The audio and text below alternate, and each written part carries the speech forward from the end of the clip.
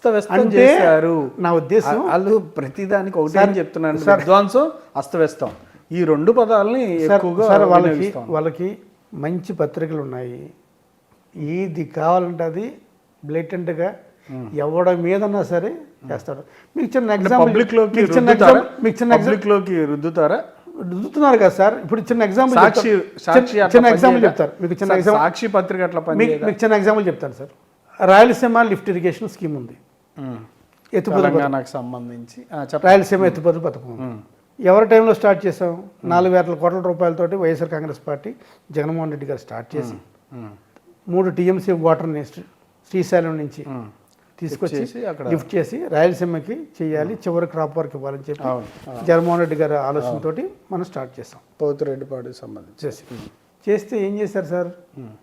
స్వయంగా మాకు రాయలసీమకి నీళ్ళు వద్దు, ఈ నెత్తిపోతల పథకాన్ని మాకు వద్దని చెప్పిన వ్యక్తి ఎవరు సార్?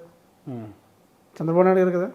అది నేను చెప్పలేదుగా, మేము వైఎస్ఆర్ కాంగ్రెస్ పార్టీ మేము చెప్పలేదుగా.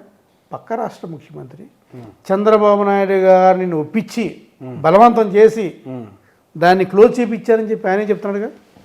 అదే వ్యక్తి అదే తెలంగాణ నుంచి హరీష్ రావు గారు కూడా నిన్న మీటింగ్ పెట్టి చెప్తా ఉన్నారు. ఇప్పుడు ప్రతిపక్ష పాత్ర పక్కన పెట్టండి, ఒక బాధ్యతయుతమైన ముఖ్యమంత్రి నిండు సభలో చంద్రబాబు నాయుడే రాయలసీమ పథకం మూసేయమన్నాడు, నేను మూసాను అని చెప్తే నువ్వు రాయలసీమ ద్రోహివా కాదా?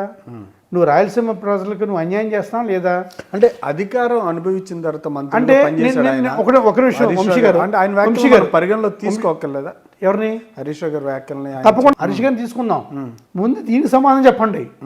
నిండు సభలో అలా జరగలేదంట. నిండు సభలో is making a statement with evidence. Closed room అని చెప్తున్నాడు.